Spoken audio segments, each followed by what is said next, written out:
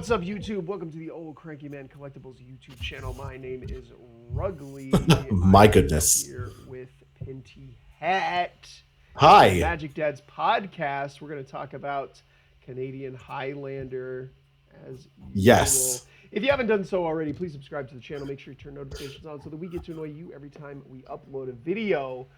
So, joining me today is my friend, my BFF. Oh, me. Yeah. It's No wild, dude. This special feels guest because Stefan top aided the LCQ, and we are going to talk about Mono Green Stompy. yeah. So, Yeah. Stefan has been playing Canadian Highlander for what? 3, 4, 5, 6, 7? 5 years? Yeah, it's It's been about 5 years. right? Yeah. Uh, Yeah, the 2019. two of us started playing Canadian Highlander in like 2018 or 2019. Yeah. And it was just us and like 3 or 4 other guys for a really, really long time.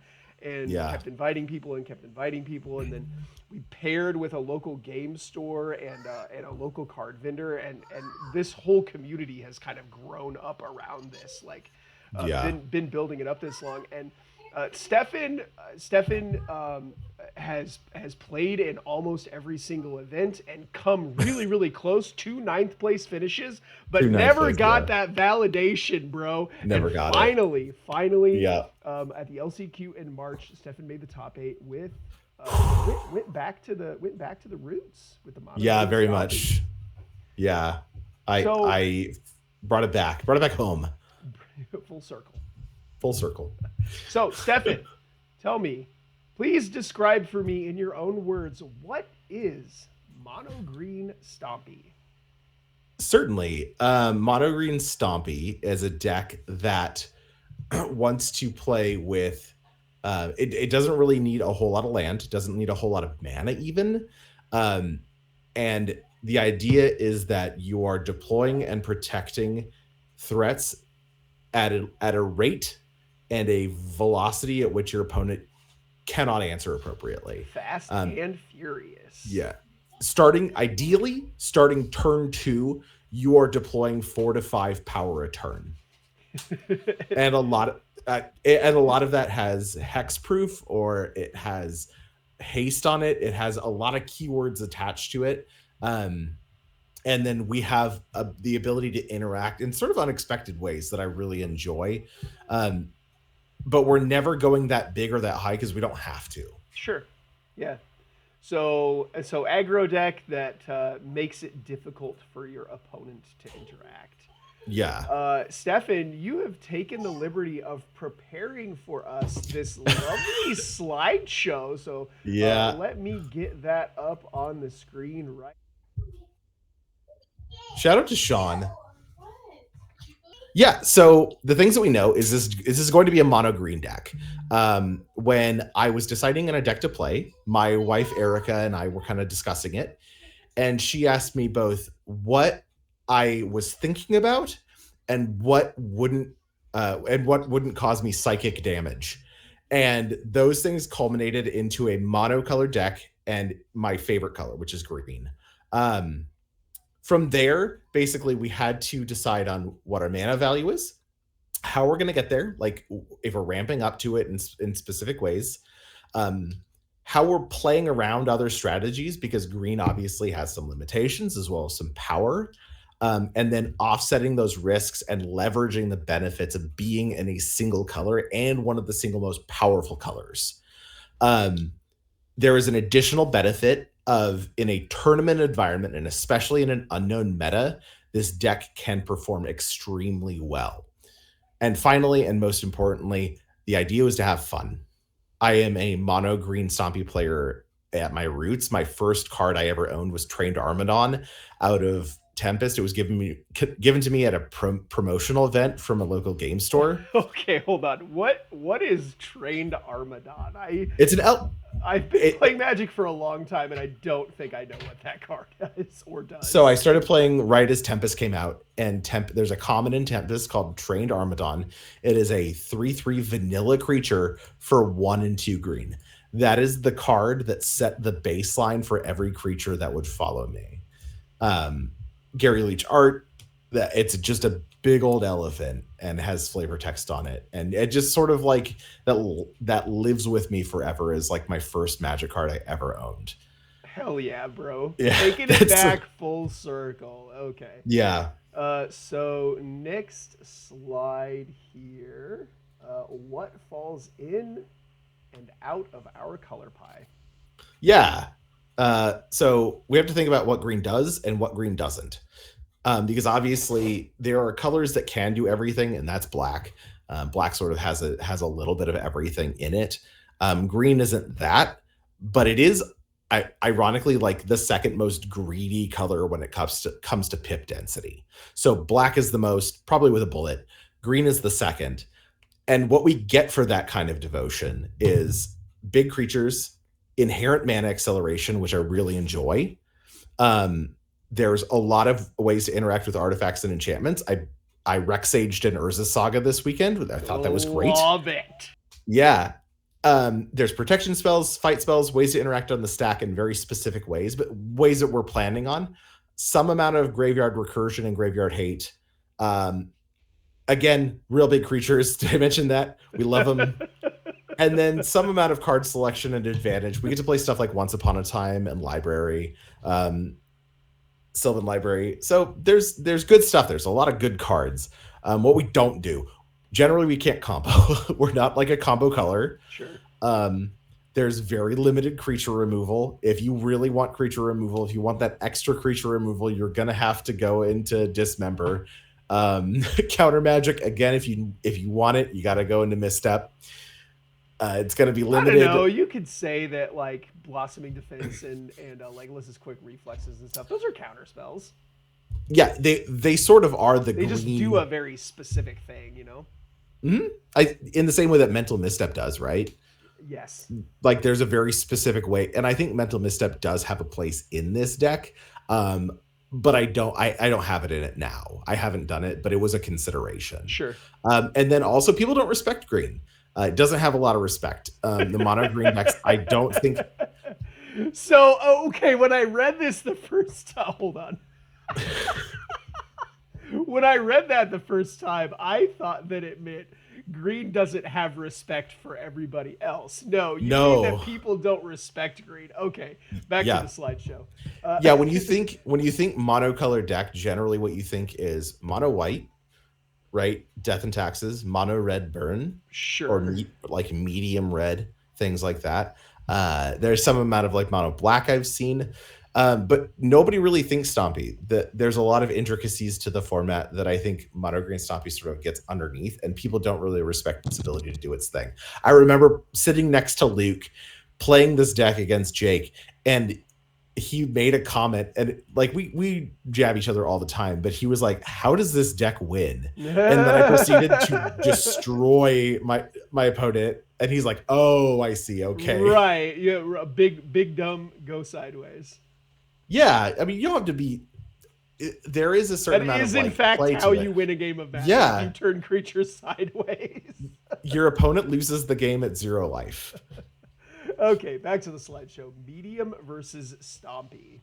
Yeah, so this is the philosophical differentiation. Medium decks have existed across basically every color now. I think aside from medium blue, and then like medium white, sort of whatever, but. Medium red and medium black have sort of been a known quantity, medium red being the biggest of these. And the general ethos of these is leveraging the mana advantage associated with Soul Lands, Soul Ring, and Mana Crypt. These are cards that produce double colorless mana at an accelerated rate. Right. And a lot of these medium decks are going to have single pips, so that they can like 3 mana creatures that are a single pip plus that, so that they can rush them out on turn 2 or whatever, right? Bingo, you've got it. I don't know, and that is to confirm. Like, I don't believe that I could have played a lot of the cards in this deck effectively, right? If I had utilized as much the soul mana Yeah, I entirely agree. What yeah. you need for your double and triple green stuff is Black Lotus, not Mana Crypt, right? You've got it. You're kind of you're getting ahead of me here, but yeah, Picking up exactly. what you're putting down. Okay, next Yeah, slide. Oh, it's Kirby D Frog here. Kirby D Frog here. It's easy I do being it. green. It's easy being green. Oh wow, you're good at that. Yeah, I've got kids.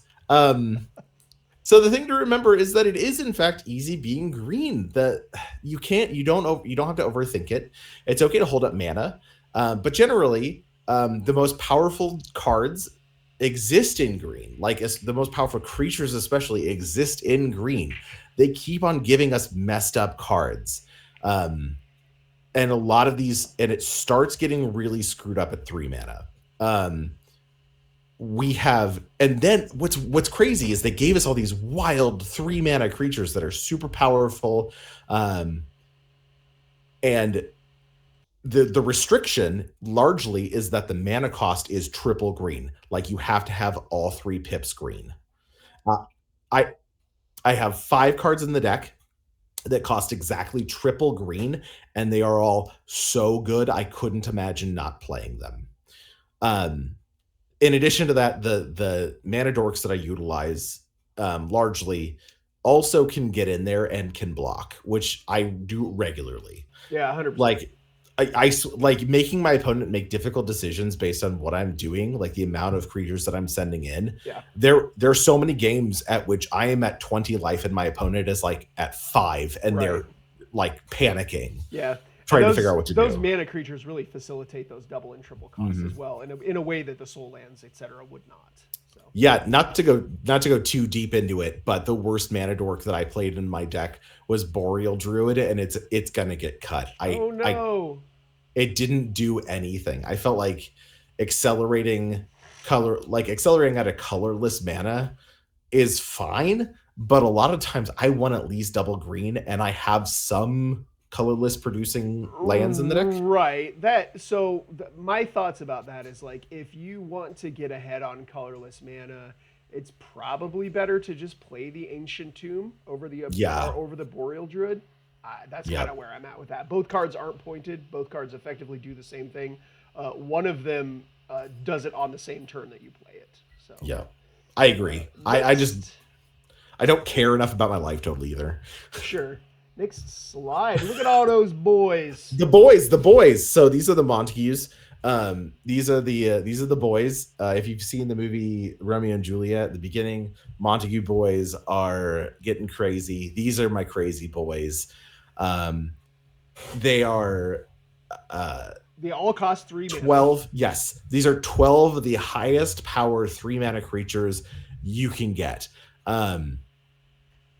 A couple of them have drawbacks. Largely, those are the ones that it cost 2 and a green. You'll notice that, like, to get big power or toughness and not pay double pips, they generally come with a drawback. That's Ronus the Indomitable. That's Lovestruck Beast. Sure. Bloated Contaminator's an outlier.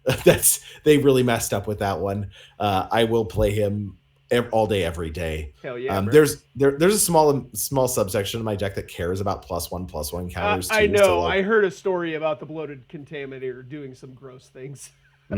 He's pretty good. And then like you can even see like Yorvo. But I think that the progenitor of these messed up cards is Leatherback Baloth. It's a vanilla 4/5 for 3 green mana. The card is so good. It's out of World Wake, and it was sort of Wizards' first attempt of going, well, how much can we push a power and toughness on a creature if we make all of the pips actual colored mana? Right. Isn't there like a I don't remember what its power and toughness is. It's like 5 green. I think it's a 10/10. Yeah, Gigantosaurus. It's a vanilla 10/10. Playing that bad boy? Just curious. No. Next slide, making good points. Yeah, this was actually a bigger decision than I thought it was going to be, and I talked to you and Jay about this a lot, because there was a discussion about making a sub theme of the deck, like sort of lands ish. Yep. Which would like sort of necessitate me adding some additional cards to the deck, reducing the overall power and toughness of my creatures, um, which would allow me to sort of recur lands, play them faster. Fast Bond was in the discussion.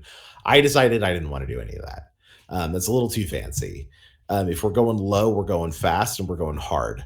So the options for points, and this is basically just the whole discussion. Natural Order, Survival of the Fittest, those are the only ones in green.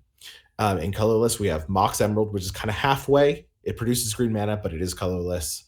And then the colorless options that can go in any deck: Black Lotus, Mana Crypt, Mana Vault, Soul Ring, Strip Mine, and GT is 1 point now, and very good. There was a lot of contention about what to include, and if we go to the next slide,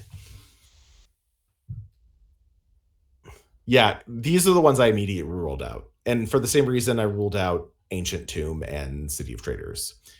And then if we go to the next one, just easy choice. Yeah, I decided not to go with a Natural Order because I didn't really have any payloads to Natural Order into. And these cards are pretty ridiculous. Like, they're just so good. These cards are ridiculous. Black Lotus in particular is a card I would never cut out of the deck. You will hear me talk about Mox Emerald and kind of go, well, accelerating from 1 to 2 on turn 1 isn't as impactful, which is true. It's not. It is sort of a pseudo mana dork, though. So it does accelerate you to 3 mana on turn 2 in the same way that you want to do.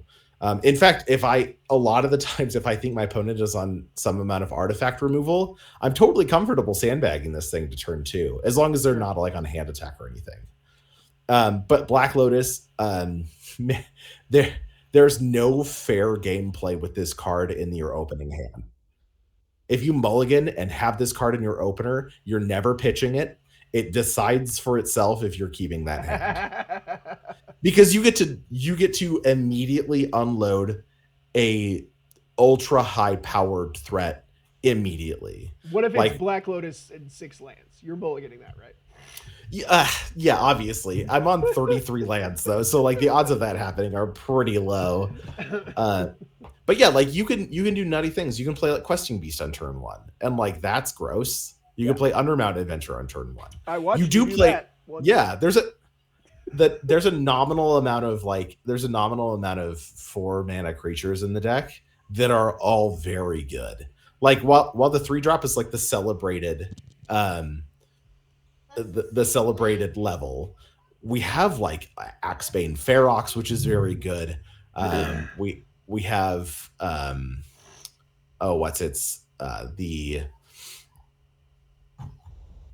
hang on, I'm pulling my list up right now. Axebane Ferox is the new one. Slide? I mean, we're gonna for sure. We're gonna go through all the creatures. Okay. Yeah, this is the last slide. Next slide. Just green. Aww. Again, everybody say aww. Yeah. I have to thank my wife so much for helping me come up with the deck idea and like encouraging me to play it, not letting me get discouraged with some of my past failures at trying new things. Keep in mind, going into this tournament, I built this deck at 12:30 after midnight the night before the tournament. I had never played it before. I was stone cold new to it. It was all theoretical. But she encouraged me. I respect. Yeah. The thing is, like, I do have so much experience, A, with the format, and B, playing decks of this type, that it did feel like second nature again. Yeah, and I agree. There is definitely a muscle memory there. When you pick up an aggro deck, there's just muscle memory there. Like, yeah, if you've got a limited number of experiences with Magic, you could probably pick up an aggro deck and do okay with it, I think. Oh, yeah. So let's pull the Mox field list up and take a closer look at it. There it is. The viewers at home can see it on screen now. Yeah. We are going to start with the creatures. Oh, yeah. And you've got a couple You've got this walking ballista, right? Yeah, Talking about that's plus one counter themes. yeah, that was sort of an interesting choice. I wasn't planning on putting it in originally, um, but the ability to kind of mana dump into it, like Yeah, the I mean, card's so good. are you playing Cradle? Yeah, Yeah, okay. I mean, yeah, it seems kind of like a no-brainer to me, but maybe not something that you would just first pick.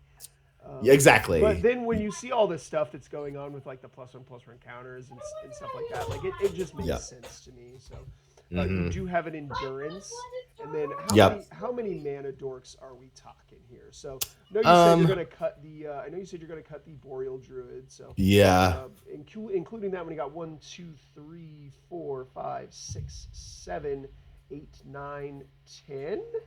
Yeah. Yeah. I think that sounds Uh, right. 1, 2, 3. Quirion Ranger is sort of an honorary 11th mana dork. And It then is. you don't have any in the 2-drop spot at all? No. No. Okay, Because we don't care about getting to 4. so 10 mana dorks effectively. Yeah. One of them being a Deathrite Shaman, which is Hmm. it's kind of a mana dork sometimes, but a lot of times it's just a really good 1 mana creature. Oh yeah. I do run a Bayou in the So deck. I was just gonna ask whether or not you had the black splash Yeah. for activating that. So The black splash is for another thing too, and Oh, we'll perfect. We'll get yeah, to we'll get that. to that. So you also in the 1-drop spot have a Hex Drinker, Pelt Collector, and a Sky Shroud Elite. So Yep. I heard somebody make the comment, you cut red, and for those of you that don't know the lore, there's a Gruul monsters deck that is what I consider to be probably the best proactive deck in the format. Mhm. And this mono green deck, it does. There's a ton of overlap between Yeah. the Gruul monsters deck and that. And one of the big ones is Hex Drinker, I think, because none of the other decks really play Hex Drinker. None of the other aggro decks, except for the Gruul monsters deck, and now obviously this mono green Stompy deck. But someone Yep. said to you, "You cut red," and you were like, "What did you say?" I'm just trying to find the purest, best color in Magic, or something like that. I don't Yeah. remember what you said. It was uh well, you just have to find the best color and play that one. Uh and that was after I think getting beat by the medium green deck, cuz there's always been this conversation of like Naya monsters, and then Gruul monsters I think generally beats Naya monsters. Like Gruul monsters to me is a more powerful deck than Naya monsters as a proactive deck. And then green beats Gruul monsters because green is a more powerful Right. proactive So deck just than Gruul. eliminating the colors. Yeah, we're figuring out which ones are the best. So Quirion Ranger, you had a coverage match or in round 2 playing against Jund Lands where you use Mhm. a Quirion Ranger to um, basically save 2 of your creatures from a Fury. Yeah, And the Quirion Ranger is something that I think gets overlooked a lot. This card is insane. yeah, So it does 2 things really well. It makes combat weird. So yep, if you're in a defensive position or you're in a racing situation where you have like tapped creatures in Aquarian Ranger, you can untap those creatures and then like block, or if they're mana dorks, you can use the mana to cast spells that are in your hand. Another mhm, really cool thing that Quirion Ranger does is if you don't have a land drop for your turn, Quirion Ranger always gives you a land drop. So it yep, effectively ramps you, which is why I said it's an honorary mana dork. yeah, You can tap your forest for mana, bounce it back to your hand, and then play the forest out again, and it yep. just does like a lotus petal impression almost. And imagine the card that you're untapping with it is Llanowar Elves. So like Right. Then it, you effectively just yeah, turn that into a black lotus, right? correct. Yeah, it's sort of ridiculous. And people that haven't played with it, it's sort of like a pauper standard bearer for the pauper stompy Yeah, for decks. sure. Yeah. Yeah, because those decks run so light on lands. A lot of times you're keeping a 1 or 2 land hand because Well, all of your yeah, creatures cost 1 mana. play like 10 lands, and then they have that card that lets you like reveal your hand if you don't have Land any grant. lands. Yeah, land grant. You can go search for a Yeah. forest. Yeah, and then the Quirion Ranger giving you a land drop every turn. Yeah, for sure. Yeah, it's super good. Moving on to the 2 drops. There is that black card, I think. The Mosswood Dread Yeah, Knight. Is that the one that you had mentioned? that is correct, sir. That's the other blackish card. So, Um, yeah, Mosswood Dread Knight is insane. it's a 2 mana 3/2 with trample. Like Right. that's all you have to know. But also, when it dies, you get to play it again as an adventure. So, like, it just keeps coming back. Little Why recursive not play threat, it? which is something that an aggro deck really, really needs, is a source of card Mm, advantage. And Mosswood Dread Knight gives you that two different ways, right? yeah. It comes back when it dies, and it also lets you draw a card when it comes back. So you've also It. got a Canker Bloom as a little bit of a way to interact. Oh yeah. Outland Liberator. Canker Bloom, again, with the +1/+1 counters, will let you proliferate in a pinch. Quirion Beast Caller, more +1/+1 counters. Yeah. Scavenging Ooze for the +1/+1 counters. Yeah. There's a Tarmogoyf. That is a Uh, goif. Yeah. Werewolf Pack Leader. Yep. Benefit from, again, you get that benefit from the devotion. The double green gives you a better creature than a 1 and a green. And you'll see that a lot. Like there's just not many double green creatures, weirdly. Like there's Barkhide Troll was another one I was looking at. Werewolf Pack Leader is the only one that made the cut because the power and toughness. And then like you get upside. Like it's wild that there's like double green for a 3/3, and you're like, okay, well, what's the downside? No, it's double upside. You can empty mana into it to make it bigger and give it evasion. uh, and it has an additional mode that draws you cards. Yeah. Yep. Stupid. A good source of card advantage. Again, something Yeah. that aggro decks typically are starved for. Moving on, we've got a Wildborn Preserver. Yep. This card is Dump some mana into This it. card has killed a lot of Delver of Secrets, I bet. Oh yeah, it's very good. So again, more +1/+1 counters. A bloated You- Contaminator. Oh, we're done with the 2 drops. Oh, hang on. Yeah, Oh, go ahead. I wanted to note on Wildborn Preserver. It does have reach and flash, which means that if you have a bunch of mana, you can hold it up to your opponent's turn, flash it in, and then it has an ability that says if another non-human enters, you can just dump mana into it to make it huge. So you can play this on your opponent's turn, and then you can evoke an Endurance and dump a ton of mana into this to make it huge. Oh, that's fun. Is Endurance the only other flash creature you have? I think so, yeah. Okay. Yeah, there's not a lot. Right. So moving on to the 3 drops, we've got this bloated Contaminator right here. You said in earlier that this card was a mistake. Tell me why. It is. It's the only, to my mind, overstated. And by overstated, I mean like when you look at the total mana value on the creature, if its power and toughness are together more than double that mana value, that's overstated, right? So if you're getting a 3/3 for 3 mana, that's on rate stats. Right.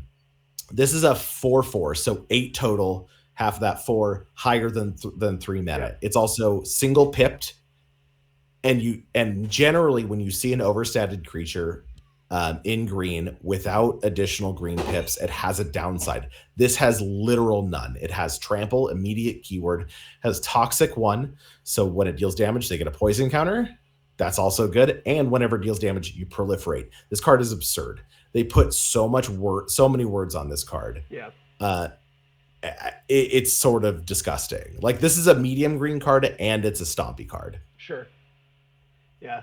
It goes in both. Proliferating with all of those +1/+1 counters seems really, really good.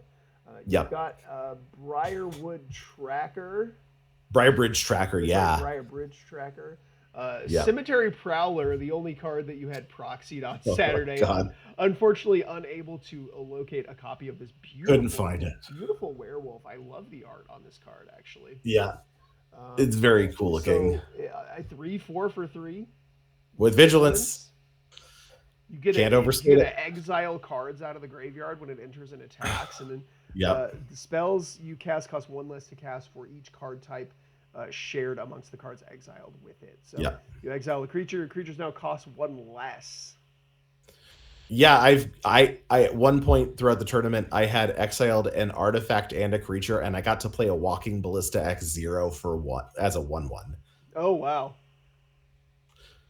Because it shares 2 types. Right. Garrick's Harbinger.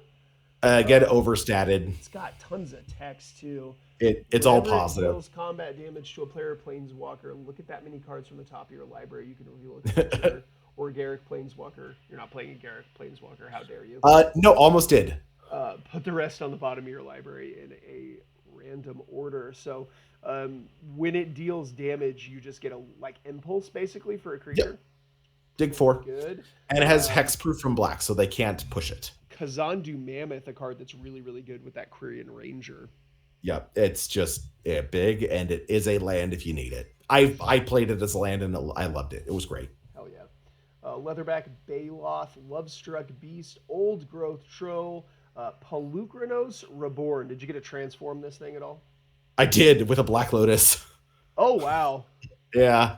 I was able to. I drew a Black Lotus after I had played this, turned it into a 6/6 with Reach and Lifelink. I still died that game, but it was rad. Like getting to transform this thing, and then it died, and I made 2 tokens. Yeah, it's kind of like a worm coil engine or something on the back of it, right? Yeah, I love it. It's so good. It's so fun. Like you'd be shocked at how quickly you get to 6 mana to just transform this. Right. The biggest downside is you can't transform it at instant speed. Unlike another card in the deck we'll get to. Oh, boy. Reclamation Sage to be able to kill some artifacts. Ronus the Indomitable. He is a Death Touch indestructible boy, but he can't attack or block unless you control another creature power 4 or greater. Methinks that's probably not a problem for you. It came up once that I wasn't able to, but that mana sink that gives creatures +2/+0 and trample until immediately enables it, right? Yeah. Yeah, it turns all of my mana dorks into real threats. What's funny is if you use mana from a mana dork to pump itself enough to let Ronus attack, it doesn't have to attack. It doesn't have to attack. It just has to be big enough to attack. Yeah, you just have to have it be 4 power, and then Ronus can get in there. Yeah, and then it kills everything in combat and doesn't die. Yeah. Sentinel of the Nameless City. What the hell is a Simian Simulacrum? Yeah, this is the Monk. So this is the only. I think this technically doesn't have green pips in it, but it does have an unearth ability. So it comes in with 2 +1/+1 counters. So it's a 3 mana 4/3. 4/3. Yep. Overstatted, and then if it dies, or you can put those counters on something else like a Walking Ballista. Sure. It doesn't care where you put those counters. And then you can unearth it 2 for 2 and 2 green if it dies. And again, you get to put those counters wherever you want. Yeah, I have not seen that card before, I don't think. Steel Leaf Champion. There is a lot of +1/+1 counters going on in here, actually. Yorvo, Lord of Garenbrig. I remember this card from that mono green deck in the Eldraine Standard. Oh, yeah. So this is before, before. Go ahead. Oh, I was just gonna say it was before the dark times. Before the dark times. Okay. Yeah. It is a 3 mana triple green, so we need that Lotus mana. Yep. When it comes in, you put 4 +1/+1 counters on it. So it's 3 mana 4/4. Pretty good. Whenever another green creature enters, you can put a +1/+1 counter on Yorvo, and then if that creature's power is greater, put another +1/+1 counter on him. So if you play a 6/6, he turns into a 6/6, right? Yep. Generally doesn't come up. He generally is just like a 4/4 and then dies. But that's fine. Like a 4/4 for 3 that eats an attacker and dies. That's what you want, right? He also let me besage you something for 1 mana. Oh, there you go. Axebane Ferox. I don't know what this card is. Oh, it's a new card from Murder Zakara Manor. It is a 4 mana 4/4 with Death Touch and Haste. Oh, okay, this card. Excuse me. It has Ward, Collect Evidence 4. Yeah. That is going to be pretty hard for a lot of decks to do, believe it or not. Some decks won't have a problem with it. The decks that, fill their graveyard up really, really fast, but a lot of decks will have a problem making that happen. So those decks like their graveyards and want to use them for other reasons, though. Sure, the decks that don't have a problem filling up their graveyard usually want to use their graveyard for something. I totally agree. Yeah. Questing Beast, of course. Shifting Pretty good. Ceratops. Little Yep. uncounterable pro blue guy. Thrun the Last Troll. I also had him Yep. in my deck. Very good card. Still Ulvenwald good. Oddity. There is so much haste at 4 mana. That's unreal. Yeah. Well, this is so the thing about all right, so this is the strategy with 4 mana, right? And this is what I was getting at earlier is that at 3 mana, at turn 2, 3 mana, you're unloading a threat that your opponent needs to deal with before you get to swing in on next turn. So at 4 mana on turn 3, you just get to immediately start swinging in. You skip that turn. Right. So it's basically the same as playing a 3 mana card on turn 2, but you're playing it on turn 3 now, and Right. it's So like it was in turn. if they kill your thing that you played on turn 2, they're not going to be able to kill your thing that's immediately attacking them. If they don't kill your thing on turn 3, then they're going to get attacked by 2 creatures that they have to figure out how to deal with. Yeah. Just like Fast and Furious, coming out of the gates fast, going to Pound Town, got to take care of business. Also, this is the card that can transform at instant speed, right? Yes, 7 mana. I did it once. Perfect. And it's so good. It's so good. An Undermountain Adventurer because you have to, and then the singular 5 mana card in here, a Verdurous Gearhulk. Yep. Undermountain Adventurer is a card that's sort of messed up in a lot of different ways. We don't really need to go into it. I do Eldritch Evolution, a 2-drop into it pretty frequently. Sure. I'll Eldritch Evolution, a 4-drop into it. I don't care. Like if I need, if your opponent can't take the initiative away from you, it's just gonna kill them. Yeah, you don't need to attack sometimes. You just wait. So this Verdurous Gearhulk, I mean, if you don't have another creature in play, it's just an 8 mana. It's just a 5 mana 8/8 with trample, right? Correct. Yeah, I get to play this in one game and put counters on it. On a, I put 1 counter on a questing beast, and then 2 onto a trample threat. I don't remember what it was. Yeah, because it just it can put those counters wherever. Yeah, I was able to with this block. So my opponent had resolved a Minskin Boo, had upticked it 3 times. There was a Caves of Chaos Adventurer that had 13 power. Yeah, see, normally this sounds like a situation where you're just not gonna win ever, right? I ate that creature alive and then I killed him. Okay, that is it. Berserk did a lot of that living. We'll get to that. Perfect, Berserk. Okay, I'm gonna go to the bathroom real quick. Okay, cool.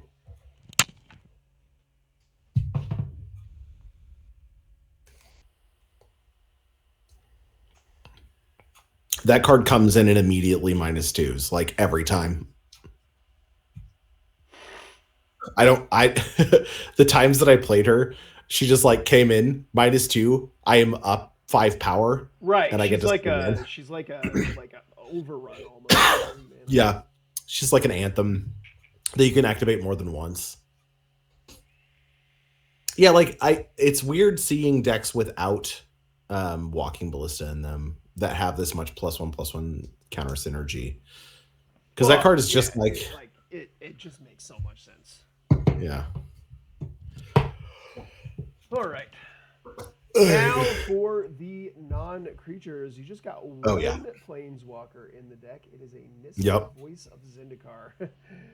Look at those +1/+1 counters, boys. Yeah, still there, and she's 3 mana. This is right where you want that mana value, right? Turn 2 Nissa is pretty good. The worst case scenario for her is you play her as your turn 2 play, and you just start upticking her and making bodies. Right. And if they can't kill her, that -7, if you're just making your land drops, just wins the game immediately. Yeah, yes. Again, card draw is something that these types of decks are very, very hungry for. In the sorceries, you've got a Green Sun Zenith to go find whatever creature you need for that situation. A Primal Might. Yep, this card's very good. This is if your opponent's shields are down and you have this in hand, there's so many different ways to find a win, right? Yep.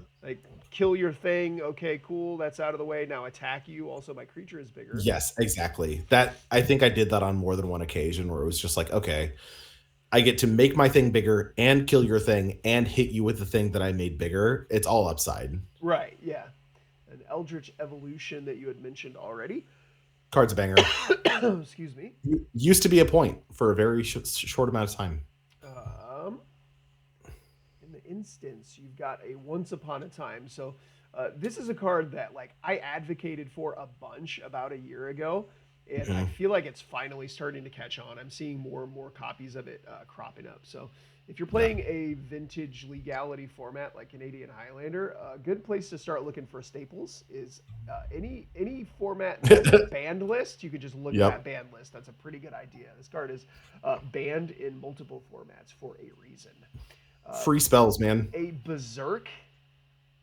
Yeah, if we talk about the worst card in the deck being Boreal Druid, the best card in the deck is Berserk. Oh wow, It won me 4 games on Saturday, including one of my quarterfinal games excellent. against Luke. Yeah, it's an all-star. It always overperforms.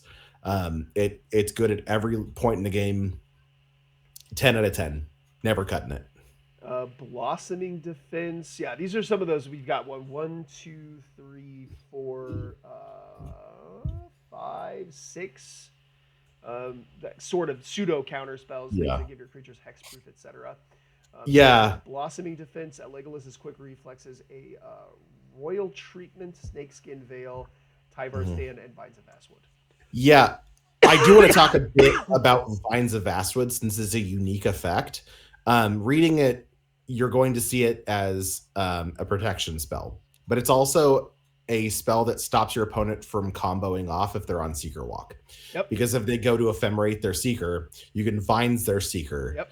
And they can't target it with their ephemerate. Yep, this was an old trick that I became very familiar with when the Infect deck was really, really popular in Modern. Yep. You could use this to sort of like counter your opponent's spells in the mirror match. It was very, very good tech.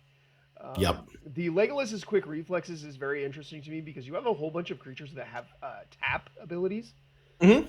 So you can like, quick reflex is your thing, and then untap it, and then tap it to do something. And when you do that, it like make mana or whatever, it deals the damage.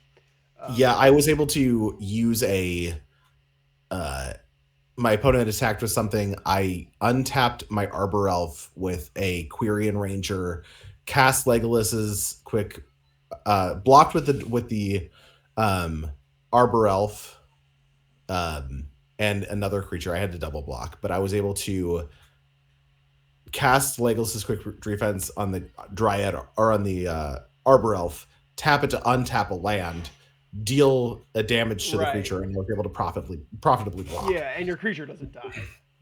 Yeah, it was very good. Royal Treatment.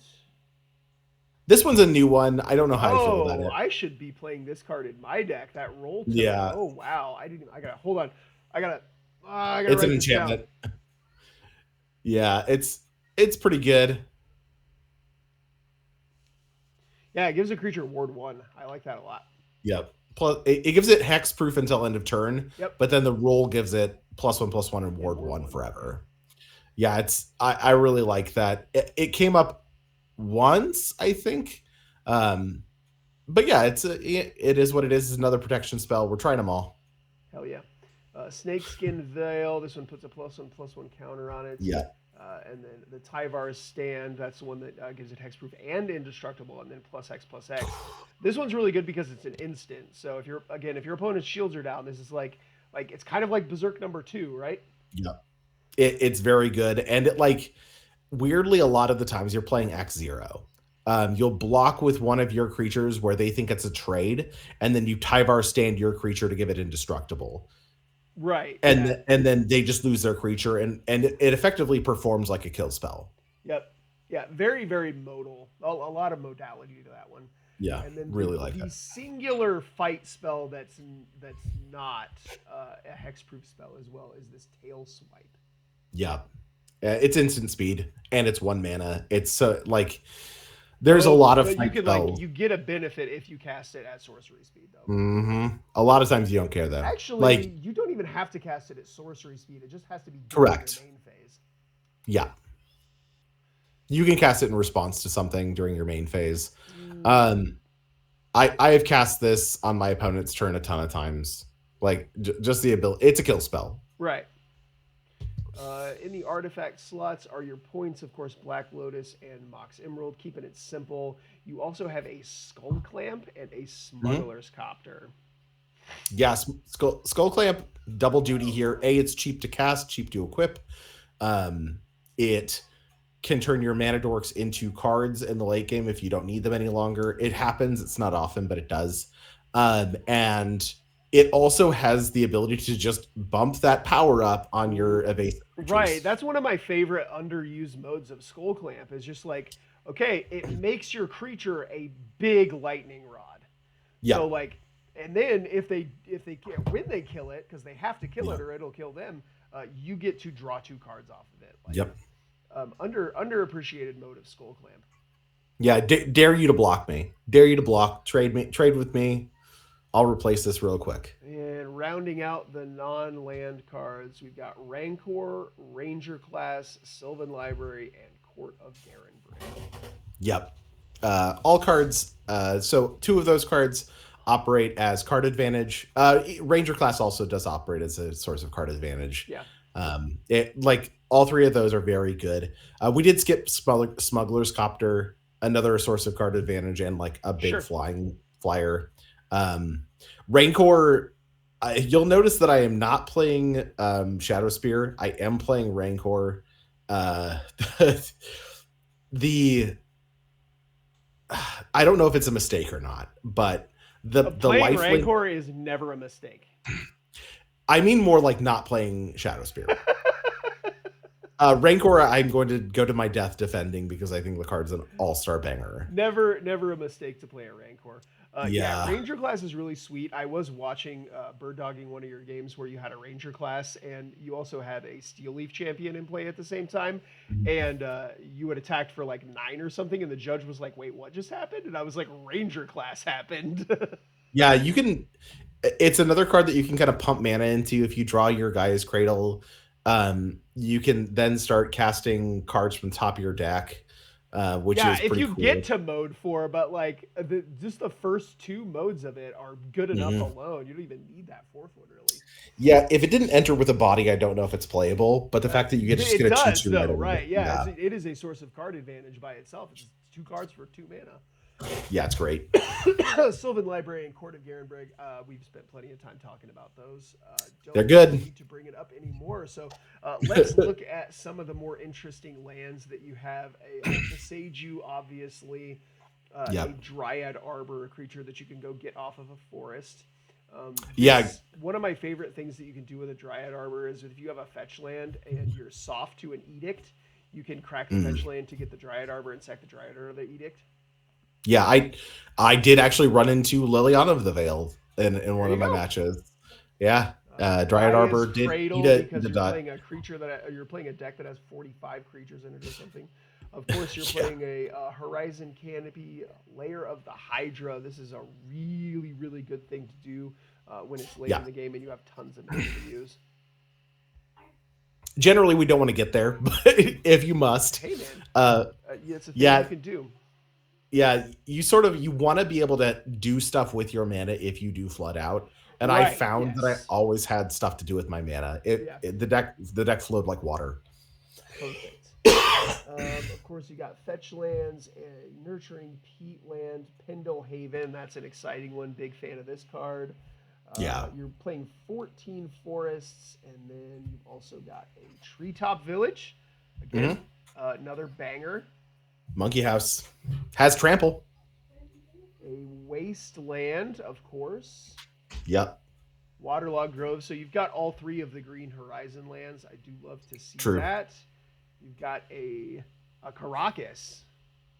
Yeah, never drew it. Well, I mean, also I think that your mono green deck can probably afford to just play this as a utility land. The card is good enough. Yeah, it's tough. Like I think I have that survivorship bias of like having some rough draws with lands that didn't produce green mana. Sure. And I was like, man, if this was just a forest, it would have been great. But generally, like it's whatever. It's fine. And one more utility land is this Yavimaya Hollow. Yeah. I will say on the that card sort of mucks some play around, but most people play exile removal instead of destroyer removal. This is just for like messing up combat, like making people question what you're going to do, how they're going to block. Um, it does a great job at that. Yeah, and really, there's not that many exile removal spells. Hmm. If you're playing against one of those decks that's really dense on removal, they have the exile ones, but then they also have like the lightning bolts, the fatal pushes, Yep. and stuff like that. So Yavimaya Hollow can certainly pull its own weight. Sure. And a Yeah, I like it. last card in the deck is a Yavimaya Cradle of Growth. That is Stefan's top 8 mono green Stompy deck. Let's bring it Yep. back up here so you can see our lovely faces. Oh yeah. I will say Yavimaya Cradle of Growth, turning everything Here into we are. forests, Here we are. lets you lets you untap Gaia's Cradle with an Arbor Elf. Oh, wow. So you can just make a ton of mana. It also lets you bounce a Gaia's Cradle with your Quirion Ranger. Oh, so they can't wasteland your infinite mana. Yeah, and then it just lets you replay it to tap it for mana again endless manas. Yeah. So like I said, like there's ways to like you have stuff that you can dump mana into. Yeah. I never really ran into that situation. But you could. Like I think the deck has the ability to grind. Like it's funny looking at it. You think, it's a deck that has to win on turn 5, but generally like you're comfortable going to turn 7, 8, 10. Like I think that the deck has legs. Yeah, 100%. So you have mentioned a few things through going through the deck list about changes that you're considering or cards that maybe you didn't quite necessarily fit the bill for the deck. So you want to walk me through maybe some changes that you might make to this deck going forward? Yeah, I think the big one is I'm going to look at adding Chrome Mox over Boreal Druid. Okay. I think it's gonna do better to allow me to accelerate with green mana. Yeah, get those green tips. Yeah, I think it actually functions very well in a monocolored deck. In addition to that, I kind of want to look at some of my spells and just see what performed and what didn't. The creatures were all fairly good, and I didn't have any complaints aside from the Boreal Druid. I do think I want to add an Urza Saga to the lands. Okay, sure. Yeah, and if I do that, instead of that Caracas, I don't know. Yeah, Caracas I think if I do that, I might actually also go up the Shadow Spear, just to have like an extra point of like decision where like I can either get the acceleration from Black Lotus or Mox Emerald, I can get the Skull Clamp for the card advantage, or if I need to stabilize or push through damage or destroy something with Indestructible, I can get the Skull Clamp, sure, or the Shadow Spear. Yep. These are that's sort of like the play patterns I enjoy in other formats too. Like in Modern, I really enjoy Urza Saga play patterns. Yeah. Sick. Yeah, so that's it. I think the deck is great, though. Yeah, I think the deck is very, very sweet. There were 2 mono green decks in the top 8 of this tournament. It was an excellent meta call.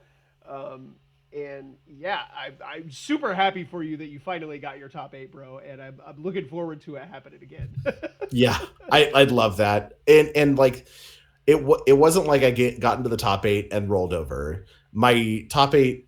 My quarterfinal. He was sweating, yeah. Yeah, I had to play against Luke, who we've interviewed before, and anybody who has played against him knows that he is an absolute beast. He made it to the finals and lost in 3 against Sean, who is another finalist. He's an LCQ champion. He won OCM. He won the Maple Cup.